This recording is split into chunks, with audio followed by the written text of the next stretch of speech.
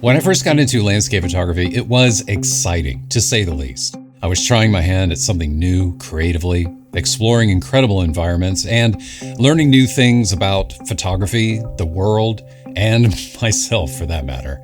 In those early days, I think I created a few decent photos, but could often sense that something was missing. Something I couldn't fix by learning a new trick in Photoshop. Something I couldn't fix by buying a new camera. Something we all must face at some point.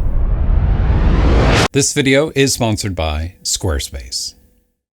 My favorite character in the Netflix series Ozark is Helen Pierce. Now, don't worry, if you've never seen the show before, you don't need to know anything about it. I'm also not going to share any spoilers with you either. Helen has always been my favorite because Helen is cold-blooded. She is ruthless. She is intimidating. And there's a really interesting episode early on where Helen is touring a furnished home that is available for rent.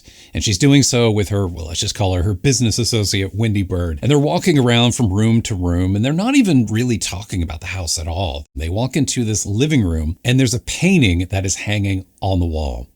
And she definitely has something to say about it. That painting has no intention. How is it that all these years I was trying to protect my family, and actually, I was just doing the opposite? That's it. Very short, very quick. It's a blink and you miss it kind of a thing. I bet some of you who watch this series may not even remember this scene. But notice her choice of words.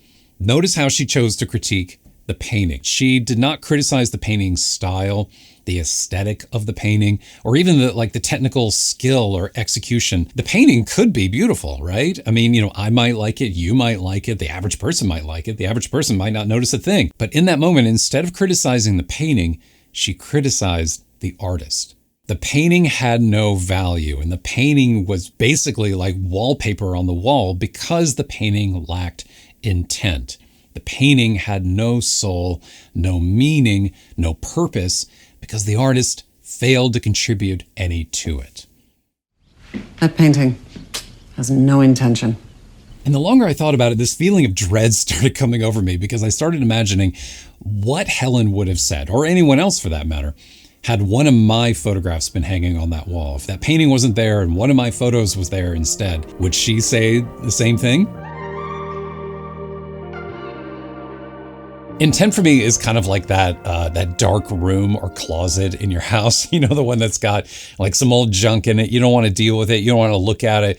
You don't want to come face to face with it, but eventually you have to. You have to go and open the door and actually face what's inside.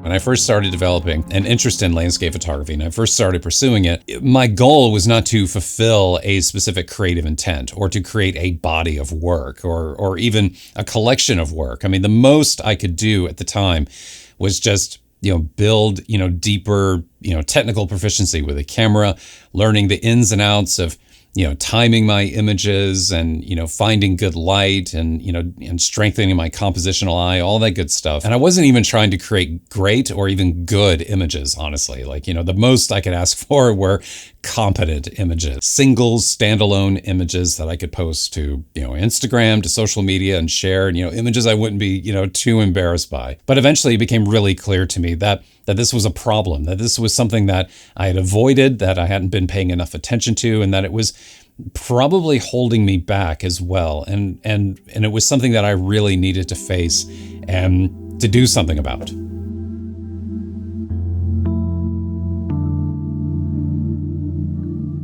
Creative intent can be established, obviously, at the beginning of a photography project, or really any kind of creative project for that matter. And I think for the average person probably assumes that that's how creative intent is found, how it's formulated, at the very beginning. But in my experience, I have found, not just through photography, but through working in other creative fields as well, is that creative intent can also be discovered. Creative intent can be found through exploration and experimentation, casting a wide net and going out and creating work, creating images without any predefined goals, or maybe even knowing why you're doing it in the first place. And then later, once you actually have something, when you have something that you're excited by and you kind of need to put it in some kind of context, you work backwards. You go back to the beginning and define the creative intent for that work as if it were there from the beginning. And that may sound somewhat disingenuous on the surface, but remember that,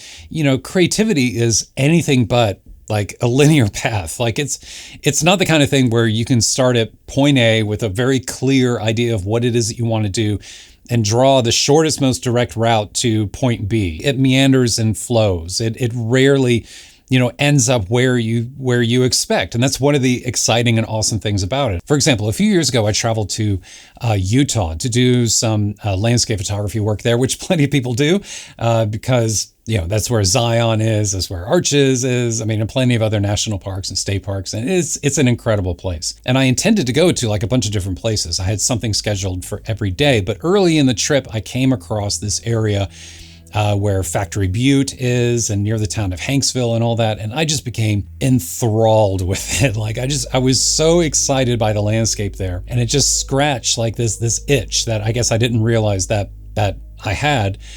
And I was so excited about it that I just canceled everything from that point forward. I'm not going anyplace else. I'm just going to stay right here. One morning when I was out hiking around, I was looking for things to photograph and I came across these white circular rocks. I mean, they almost look like pancakes, like on that red desert floor. And I remember standing there and looking at those and almost being like, and it was weird because it was like I was attracted to them and I very much wanted to photograph them, and yet I was terrified to like get too close. I didn't want to like swing my tripod around and like, chip one or break one or whatever, because I knew looking at those that they took, hundreds of thousands, if not millions of years to produce.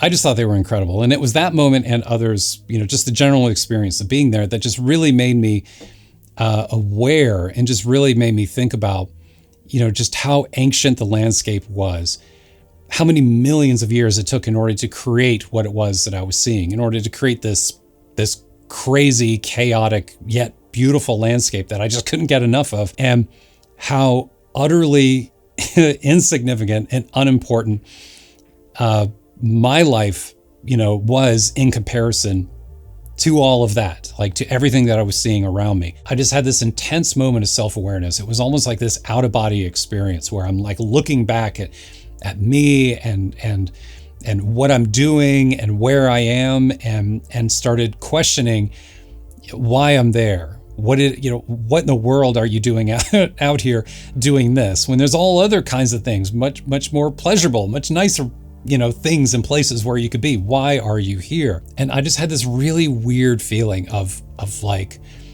guilt and shame almost. Like I just felt, I couldn't even articulate it to myself. And yet in that moment, all I wanted to do was photograph rocks. I mean, to me, they were ancient, mysterious, dramatic, wonderful rocks. Like that's what I could see. And that's what I was trying to photograph. But in that moment of self-awareness, I realized that to the average person, I was in the desert photographing rocks. Like, why? Like, what the hell am I doing? I'm sure it's hard to understand why someone would willingly put themselves in a desert for, a week and a half, just hoping to take some good photos of some rocks in a barren landscape. On the surface, it is mad. It sounds mad. I just felt like it was something that I had to get out. Like I had to sit down and actually write about it, and that maybe that would help me. And eventually it became clear to me that what I was actually doing, what I was doing by sitting down and writing about it, was writing an artist statement, a clear, concise explanation of my creative intent. In a minute, I'm going to share with you an example, one that I wrote for myself in my own photography. And I'm also going to share with you some tips and recommendations if this is something that you've been struggling with and this is something that you'd be interested in doing. But before we do that, one of the best tools that I used when I was going through this process of trying to write about my photography, collect my photography together into groups and collections and publish them together and experiment with different ways of organizing and sorting them, one of the best tools that I used is the tool that I use to publish my website. I like using Squarespace for publishing my photos online because their templates are very clean and simple, and I think they're just particularly well suited for, viewing images. And I also love the fact that I don't have to worry about mobile. Like, web pages look great on mobile as well.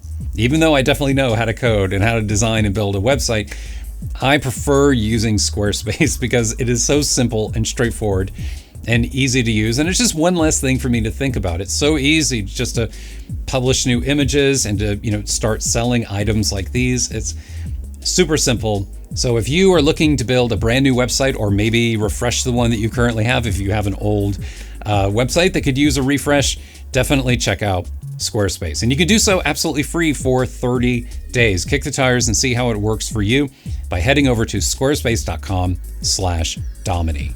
And then when you're ready to go live with your new site or register a new domain, use my last name, Dominey, to save 10% off your purchase. Artist statements are really weird. I mean, they are their own thing. I mean, it is a very specific form of writing that, I think we've all probably had the experience of going to a museum and seeing like a statement printed on a wall and reading it and comparing it to the work. And I guess that's what the work's about, maybe.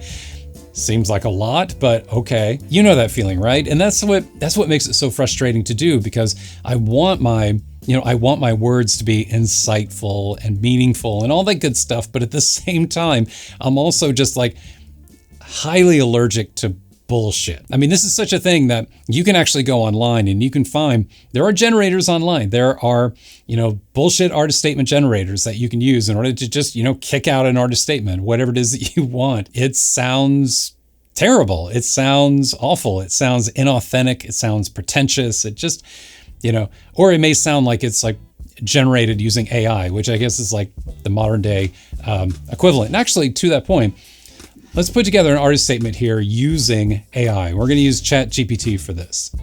My photographs of the American West seek to capture the profound sense of vastness and timelessness that defines this iconic landscape. Through the lens, I explore the interplay between light and shadow, the rugged textures of mountains and deserts, and the quiet resilience of flora and fauna that inhabit these spaces. Now, ironically, there are like some little nuggets of truth buried in there. There are some things about it that are actually true that I could point to and say, yeah, that's pretty accurate. But on the whole, it's nonsense. Like, it's just AI generated art speak, that's just been, cobbled together from God knows how many, examples of artist statements there are, out there on the web, and that's pretty much all there is to it. Now, this can be helpful in some ways. It can give you direction. It can kind of give you an idea of where it is, maybe help, kick off some ideas, give you some new things to think about, give you some direction there. But, obviously you don't want to rely, on this. I mean, this is something you want to do for yourself. I think the right approach when you are writing an artist statement, at least I believe, is to do so with transparency, authenticity, and explaining why the work is important.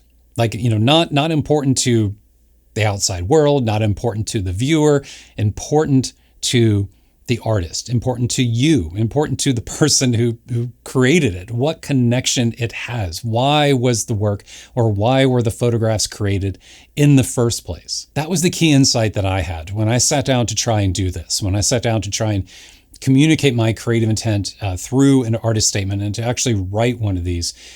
I needed to communicate why my images were significant to me in my own voice, not my literal everyday voice like I'm talking to you right now. That's not going to do. You want it to be something that is more figurative, is more lyrical, that illuminates more of like and shares more about what's actually going on inside of you, not just an objective, matter-of-fact description of the images. And actually, let's try that so I can show you the difference. My photographs of the American West document the landscape, capturing its mountains, deserts, and plant life. These images show the natural environment and the light conditions at the time of shooting. The goal is to provide a visual record of the region's features and the current state of its ecosystem. So you get the idea, right? I mean, yes, again, there is probably some truth in there. Like if you were to do this for yourself and to try this out, there's nothing factually incorrect about what's going on here. But if you read that, like if you read that on like the wall of a museum or at the beginning of a book, I mean, would it inspire? Would it be interesting? Would it, provide any additional context or color to what it is that you're seeing? I don't think so. At least it doesn't inspire me at all. So when I sat down and tried to write my own, I tried to, focus less on the images and the location and more on myself, more on what it is that I was going through, that I was experiencing at the time, in order to better explain why the images mattered to me, why they were important to me, in the hope that they would then be important to someone else, or at least someone else would appreciate them. At least someone else could understand where it was that they were coming from, at a human level, in other words. So I tried that by writing the following. Lithic is my journey into the ancient, untouched deserts of northern Arizona and southern Utah. It began during a turbulent chapter in my life when I felt adrift and uncertain about my future.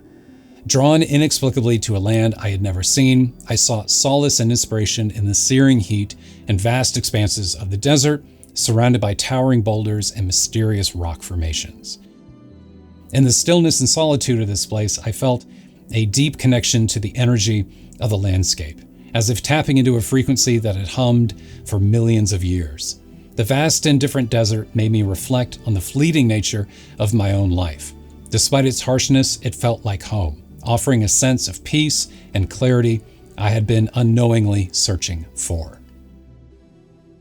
Is there a little bit of art speak in there? Sure, I can definitely admit to that. I mean, it is supposed to be, though, colorful, and it's supposed to be emotive, and it's supposed to be personal, and it's supposed to, it's not, again, it's not a literal statement. It is not a literal thing. No one actually talks like this, but at least I know I don't talk like this. But when I read this, when I read it back to you and when I share this with you, I don't feel weird about it.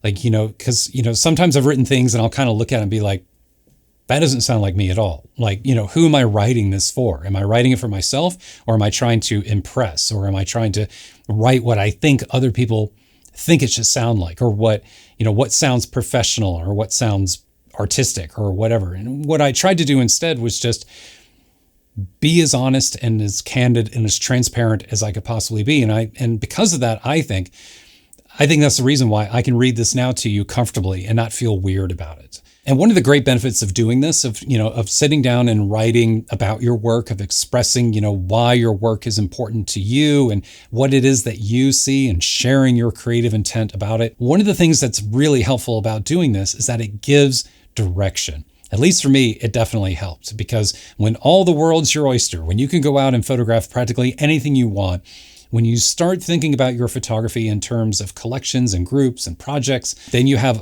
a more clearly defined goal in mind, because then you can actually look at those images and decide whether there's enough there, whether there's enough meat on the bone, whether you need to, whether it's complete and you can move on to something else, or maybe you should go back. Maybe you should go back to that place that initially inspired you, that place that you had a strong connection with.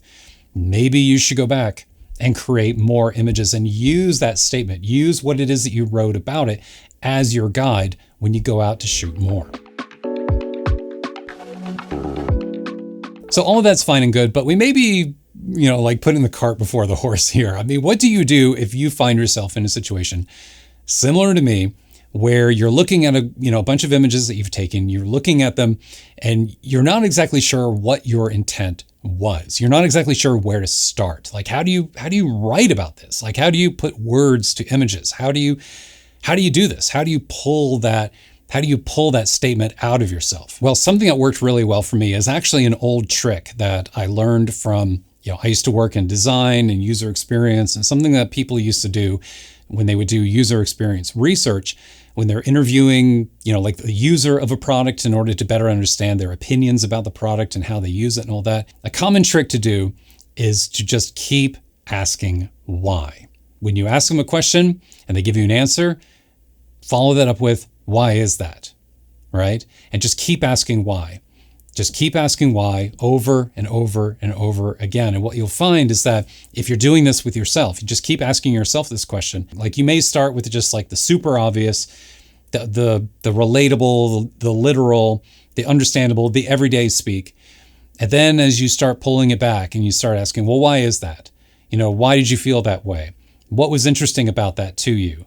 And just keep doing that. Just keep asking questions. And eventually you're going to hit rock bottom. And when you find rock bottom, you're going to know it. Like you're going to feel it. At least I know I do. Like when I hit rock bottom, you start feeling like a little nauseous, a little uncomfortable, a little like, I don't want to talk about this. When you feel that knock on the door, when you're there, you'll know it. And that most likely is your creative intent. That is the thing that you should try writing about. That is the thing that you should try to articulate and to put into words. It's not going to be right for everyone. Everyone has different goals. Everyone has different, ways of approaching their work, ways of describing their work. I'm just sharing with you what has worked for me in the hope that it works for you as well. Thanks so much for being here. I hope you enjoyed the video. I hope it was helpful. If it was, please let me know by giving this video a thumbs up down below in the video description. I would greatly appreciate it. And that's going to do it for me this week. I will see you next time.